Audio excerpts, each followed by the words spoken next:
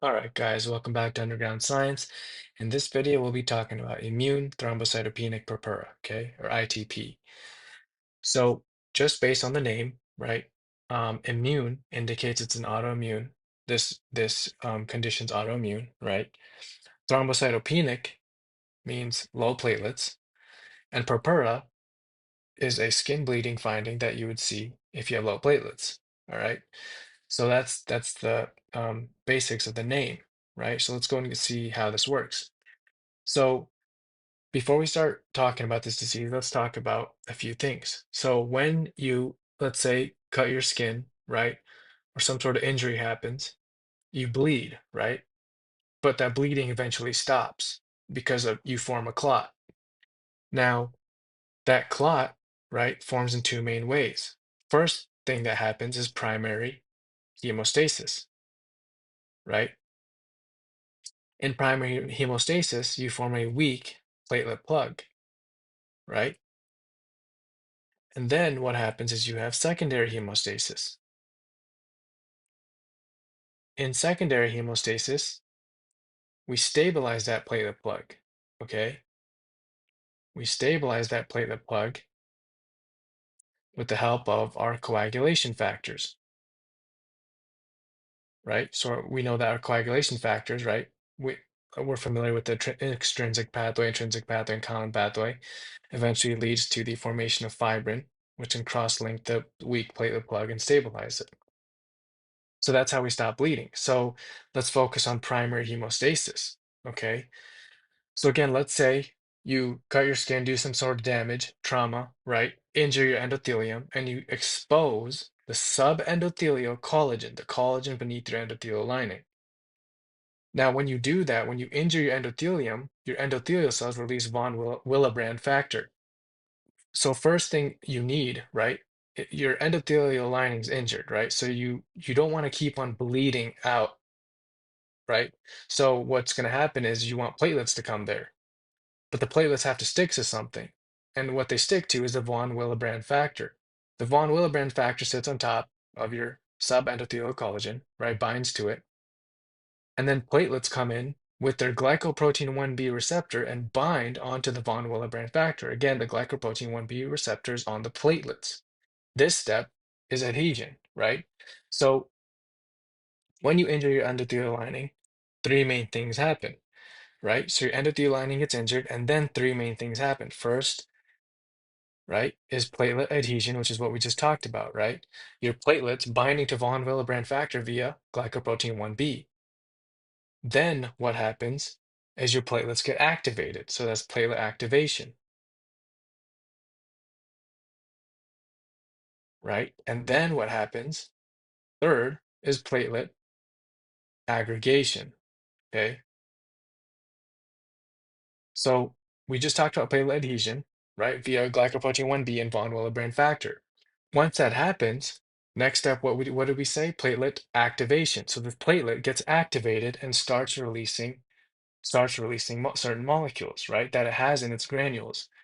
So platelets, right, have certain granules. So if we draw a big platelet here, right, and it has two main types of granules. One type of granule, right, let's draw in actually different colors. So this will be the alpha granules, right? So the alpha granules, what they do is they release more von Willebrand factor, and they even release certain things like fibrinogen, right?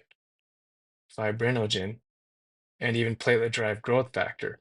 Okay, so these are helpful. Why? Because von Willebrand factor, that's good, right? You have more von Willebrand factor to bind onto the subendothelial collagen, which will increase more platelet binding. Okay, right? So it'll increase more platelet adhesion and binding. Fibrinogen is good because once more and more platelets come in, right? We should actually be familiar with this right now. So of course we have more platelets coming to the area, right? So remember, this platelet we're going to say is bound to the von Willebrand factor. Let's say this is the von Willebrand factor, right? And this receptor we said was glycoprotein 1b. When more platelets come in, they're going to bind to each other, which is platelet aggregation. via glycoprotein 2b3a. Okay, so we're going to have another platelet here that's binding to this glycoprotein 2b3a with its glycoprotein 2b3a. Okay, and we're going to get a bunch like that. So then more platelets will come in, bind to each other, right? Via glycoprotein 2b3a. Same thing with these, right? And we're just going to keep on getting aggregation like that. So that's platelet aggregation. Now, why did I say that? Because it's not just the receptors that are binding to each other, right? There's something that actually links the glycoprotein 2b3a on the platelets, right? So and that's fibrinogen. So if we drew it like this, right? You have a receptor here, let's say like that. It looks like an antibody, my bad. Let's say you have a receptor here, and then that's your glycoprotein 2b3a receptor, and you have a receptor here, right? So these are your glycoprotein 2b3a, glycoprotein 2b3a. It's not just these receptors that bind together and that leads to plate aggregation. It's fibrinogen that links it together. Okay, so let's say this is fibrinogen, right? Fibrinogen, the fibrinogen is what's linking these platelets together. Okay, so the alpha granules will release fibrinogen also, which is important. And of course, platelet-derived growth factor is going to help in regenerating your smooth muscle, your endothelial lining, and inducing fibrosis for and like overall healing, right? So that's your alpha granules. Another thing that gets released upon platelet activation, right, is certain molecules in your dense granules. All right. So um, you have more granules called your dense granules. Now, your dense granules contain things like ADP, calcium, right? ADP, calcium, even like serotonin, right? And what these help do is this helps activate other platelets and promote aggregation. So things like ADP, for example, will help activate, right, platelets and induce platelet aggregation through the what? Glycoprotein 2b3a and fibrinogen interaction, right? That's platelet aggregation. So it's going to basically help make the clot bigger. All right. And so that's what happens. That ADP does that, right? And that's in your dense granules of your platelets. So the whole point here is we said what? So second is platelet activation, right? So that happens when the platelets bind to your von Willebrand factor, get activated, and they release their granules, right? So in alpha granules, if they release the contents in their alpha granules, they release certain things like von Willebrand factor. So we can include that here, right? Von Willebrand factor, platelet-derived growth factor, right? These are all in your alpha granules of the platelets, and fibrinogen, right? And if they release the contents in their dense granules, they release things like calcium, ADP, right? Serotonin. And then what also happens is you have thromboxane A2 release, right? Your platelets also release that. Now, how does that happen? Well, your platelets, right? So if you take your phospholipids, right? If you take phospholipids of your cell membrane, right? Phospholipids, and you convert that, right, into what? Arachidonic acid, right? Who does this? Phospholipase A2, as we're familiar with. Remember, this is happening inside our platelets. So this is how we produce thromboxane A2. So they can take phospholipids, convert it into arachidonic acid via phospholipase A2, right? By the way, steroids, right, corticosteroids, inhibits this enzyme. Therefore, that's why steroids are good at reducing inflammation, right? But phospholipids get converted to arachidonic acid. Arachidonic acid can get converted to prostaglandin H2 via COX-1, right? Cyclooxygenase enzyme. And the prostaglandin H2 can get converted into thromboxane A2 via thromboxane synthase, right? And so once you have thromboxane A2, thromboxane, why would you even want to produce this normally, right? Like if you're bleeding, why would you want to produce thromboxane A2? It turns out thromboxane A2 also promotes platelet aggregation. Remember what we just talked about? What is platelet aggregation? More platelets coming to the area, right, and increasing the size of the clot, more platelets clumping together basically through what? Glycoprotein 2b3a and fibrinogen linking them together. So that's what platelet aggregation is, and thromboxane A2 helps with that. Another cool thing is thromboxane A2 promotes vasoconstriction. If you vasoconstrict the area where you're bleeding, right, then of course you're going to have less blood leaking out of your blood vessels. Therefore, you bleed out less. Okay, so that's important too. That's what thromboxane A2 does. And just because it's cool, right, to talk about pharmacology here, even though we'll have a separate playlist on like drugs involved in hemostasis and whatnot, aspirin, right, inhibits your cyclooxygenase 1 enzyme. Therefore, you can't produce thromboxane A2, and you can't do platelet aggregation, and inhibits platelet aggregation and vasoconstriction, right? That's why aspirin is given to not to dissolve the clot. So let's actually write that. It's important, right? You're not giving aspirin. Actually, let's write it like this. Dissolved clot, right? This does not happen. So let's circle this and X it out. What aspirin actually does is it inhibits platelet aggregation, as we saw, because it inhibits this cyclooxygenase enzyme, which reduces thromboxane A2 formation. So it inhibits platelet aggregation, which means all aspirin does is it reduces expansion of clot. Okay, it reduces the expansion of the clot.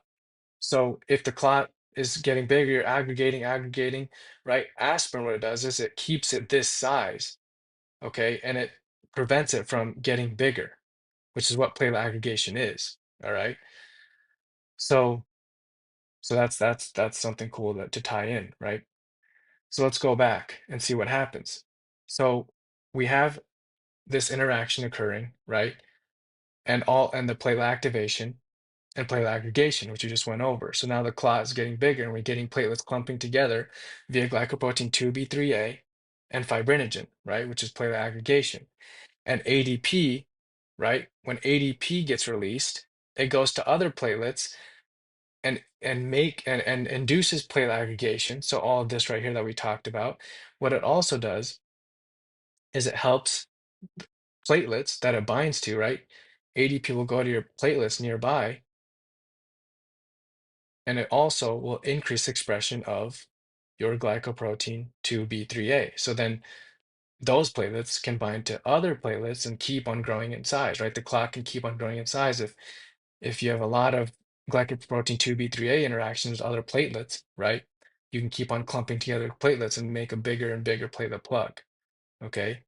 So you increase your platelet.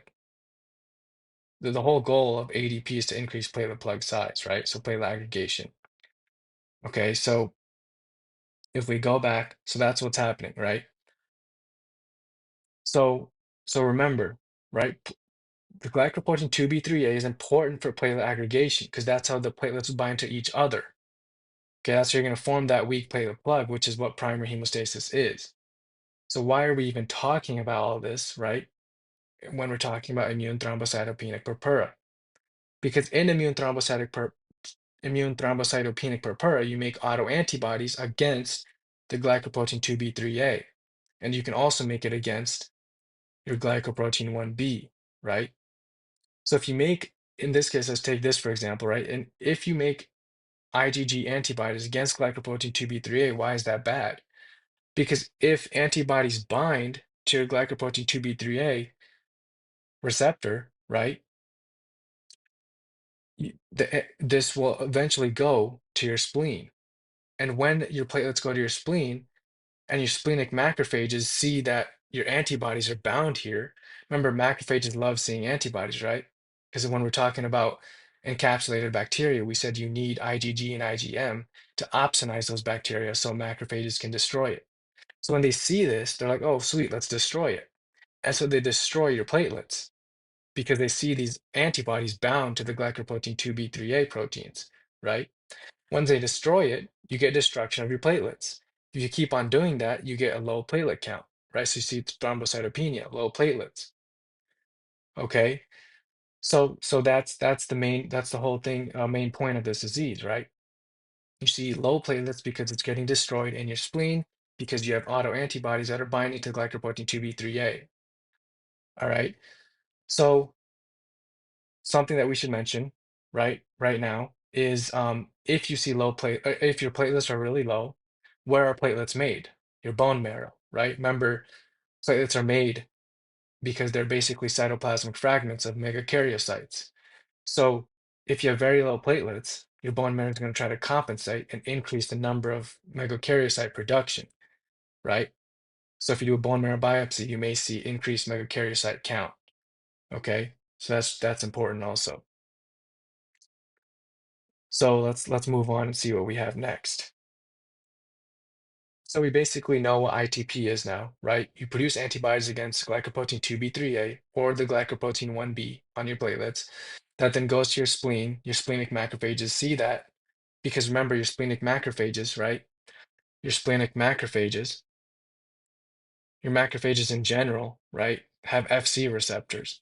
They contain FC receptors, so they can bind to the FC portion of your antibodies, right? So if you have your antibody and your FC receptors right here, your macrophages can actually bind to that, right? And then, let's say this was bound to a pathogen, some sort of pathogen, right? Your macrophages can bind to the FC portion of their antibody because they have the FC receptor on it, right? Your macrophages have the FC receptor, which can recognize the FC portion of the antibody and then engulf the pathogen, right? So that's what happens in immune thrombocytopenic purpura, right? Your IgG antibodies bind to your platelets, right? Your glycoprotein 2b3a,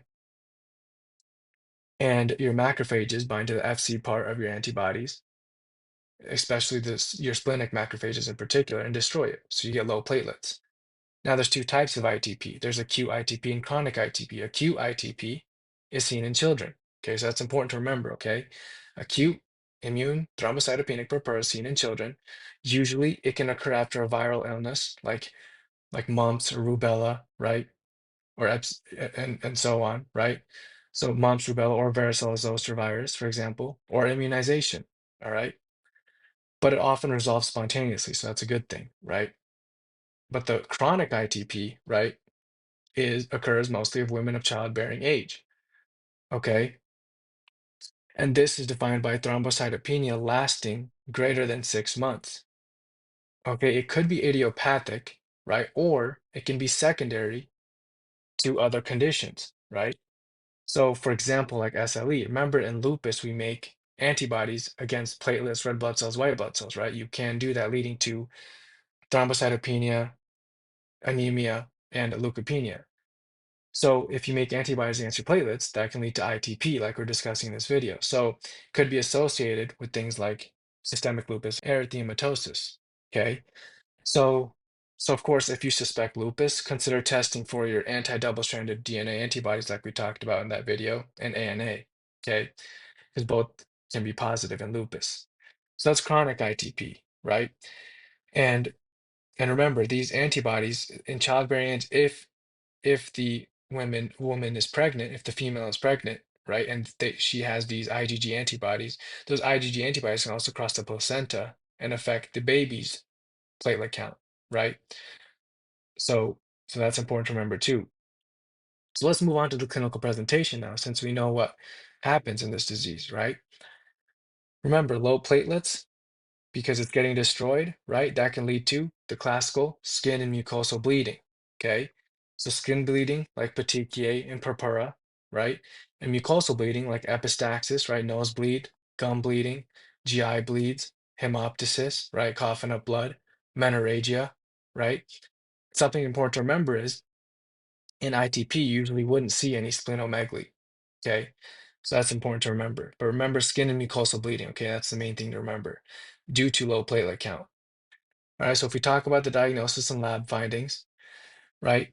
If you were to do a platelet count, right, they're getting destroyed in the spleen because of what? You have autoantibodies against the glycoprotein 2b3a, goes to the spleen, your splenic macrophages see that and destroy it. So we would expect the platelet count to be low. Okay, so that makes sense. Then you do a bone marrow biopsy, and platelets are made in the bone marrow, right? Because they're cytoplasmic fragmentations off of megakaryocytes, right? So you would expect the count of megakaryocytes to increase a lot because they're trying to compensate. Your bone marrow is trying to compensate and make more platelets because there's low platelets in the blood. So if you do a bone marrow biopsy, you may see increased number of megakaryocytes. If you do a blood smear, because you're trying to make a lot of platelets really fast to make up for the low blood platelets in the blood, you may see large platelets. So you may see your MPV, right, increased. And that's signifying increased production, right? Immature platelets. If you were to do your bleeding time, because you can't form a platelet plug anymore properly, right? Because you have low platelets in your blood, your bleeding time is going to be elevated, right? So, which makes perfect sense. And would your PT and PTT be elevated? Okay, the answer would be no, right? Because remember, your PT, right, and your PTT involve your coagulation factors. So your PTT, remember, is measuring your intrinsic pathway function, right? So your factors 12, 11, 9, 8, right? Your PT is measuring your extrinsic pathway function. So your factors like 3 and 7, right? But there's no problem in your coagulation factors. It's an issue with low platelets. So remember, coagulation factors involved in what? Secondary hemostasis, not primary, right? So, and of course you can say like, okay, but factor 2, right, is known to stimulate platelets also, right? And things like that. But if we're just talking specifically about the extrinsic and intrinsic pathway, right, PT and PTT, that's not affected in ITP. It's just the platelet count that's affected. So your PT and PTT is actually going to be normal, okay? Because again, the issue is not with the coagulation factors, it's with what? Platelet count, right? So bleeding time is the only thing that's going to be affected, and that will be elevated in ITP. All right. So let's keep on going, right? So that's the diagnosis and lab findings that we should keep in mind. So if we move on to the treatment, right? If this is an autoimmune reaction, right, we can give corticosteroids, right? That can help inhibit our immune system and hopefully inhibit autoantibody production.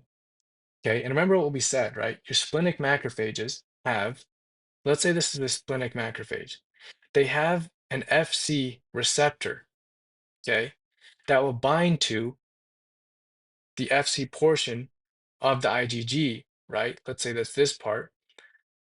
And the IgG is bound to, of course, our platelets, right? The glycoprotein 2b3a specifically. So if we give IVIG, which is IV immunoglobulins, right? IV antibodies, what it does is it's going to actually help the the splenic macrophages, right? It's going to help distract them basically. What it's going to do is it's going to, instead of the splenic macrophages binding onto the IgG, which is bound to the platelets, the splenic macrophages are going to use their FC receptors and start binding to the IVIG. So if you have all these splenic macrophages binding to these antibodies, the IVIG antibodies, that's going to help reduce the destruction of your platelets, therefore helping reduce the severity of your thrombocytopenia, right? It's going to basically help not decrease your platelet count as much. Okay, so that's why IVIG can be important too. And of course, we know that in this disease, right, the platelets are being destroyed by your splenic macrophages. So and it's being destroyed in your spleen. So that's the final option, right? If you would do a splenectomy, sorry, that could be an option too. Then you wouldn't have destruction of your platelets in your spleen because you don't have a spleen then, right? So that's the main treatment that we should be familiar with for this disease. And now we should discuss, right? We already discussed it in general, right? How IVIG works in terms of treating, in terms of a treatment option in immune thrombocytopenic purpura. Now we can discuss, or we can just review the mechanism, right? So remember what we said, right? IVIG is rich in IgG, right? It's basically IV immunoglobulins, and those immunoglobulins are rich in IgG. And what it's going to do is it's going to basically lead to your macrophages binding onto these IgG from the IVIG, right? Instead of the IgG bound to your platelets, like we said, right? And that's going to reduce the platelet destruction and increase platelet count. Okay. It's also important to know that IVIG reduces the activity of your B cells. In this case, you have autoreactive B cells, right? That are producing these antibodies that will bind to your platelets. So if IVIG reduces the activity of your autoreactive B cell, that's going to reduce antibody production. Therefore, less antibodies will bind to your platelets. Therefore, less destruction of your platelets will occur. All right. It also turns out IVIG is good at dampening the effect of your inflammatory cytokines and complement system. So it's overall good at reducing inflammation. And IVIG has antibodies that can bind the IgG antibody that binds your glycoprotein 2b3A, right? So then that way, instead of your, so let's say there's your IgG antibodies that bind your glycoprotein 2b3A, as seen in ITP, instead of your antibodies binding here, right? The IVIG has antibodies that can bind onto this antibody so that it doesn't bind to glycoprotein 2b3A. That way, you can have less destruction of your platelets, right? So, so that's good also. But of course, for USMLE and whatnot, I think the main thing to remember is this mechanism, right? Where it basically saturates the FC receptors on your macrophage, and so your macrophages don't start binding and destroying your platelets, right? It doesn't start binding to your FC portion of the IgG that's bound to your platelets. Instead, the IVIG saturates your macrophages, right? So then that way you don't destroy your platelets. Okay, so that's the main mechanism to remember, I would say. But other cool things IVIG can do, again, is reduce activity of autoreactive B cells, so you produce less antibodies against your platelets, dampens inflammation, right? And a proposed mechanism also is that it can bind to your anti-glycoprotein 2b3A antibodies. Therefore, you also help decrease destruction of your platelets, right? And so that's basically it, right? So before we end the video, I wanted to discuss things that can cause, right, ITP. So it can actually be caused by infections, right? As we said in acute ITP after certain viruses in children, right? Like mumps, rubella, varicella zoster virus, right? So we talked about that, but other infections that can lead to antibody production against your platelets or HIV, even hepatitis C virus, Epstein-Barr virus, and again, like you mentioned, varicella zoster virus, mumps, rubella, right? Even cytomegalovirus, right? So those are some viruses to keep in mind, some infections to keep in mind, right? That can lead, if you get infected with these pathogens, that could lead to ITP. Even H. pylori too, just remembered, H. pylori can also lead to ITP. And of course, this is an autoimmune condition, so it's probably associated with other autoimmune conditions, right? Like SLE, for example, so lupus, even Sjogren's syndrome, Evans syndrome, right? So remember, Evans syndrome is basically ITP plus antibodies against your red blood cells, so autoimmune hemolytic anemia, right? And then remember when we talked about common variable immunodeficiency, where we said you have T cell dysfunction and B cell dysfunction? So if you have B cell dysfunction, B cells are the one who produces antibodies. So if they're dysfunctional, they may produce autoantibodies, right? So that makes sense too. So you may produce autoantibodies, which can lead to ITP.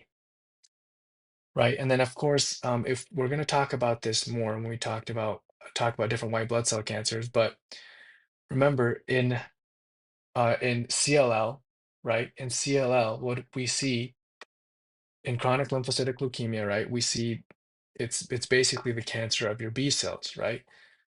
But if you're making a lot of B cells, that doesn't mean you're making a lot of nice antibodies. It's dysfunctional, right? These B cells are dysfunctional and not producing proper functional antibodies. So it actually can lead to the production of autoantibodies, right? One of them being against your platelets, which can lead to ITP also, right? So those are the main conditions, right, that can lead to um, ITP. I just thought it was important to remember that. And that's basically it for this video. Okay. So hopefully it wasn't too confusing. Hopefully it wasn't too, yeah, too confusing or too long. Hopefully it helped a little bit. Thank you guys for watching and see you guys in my future videos.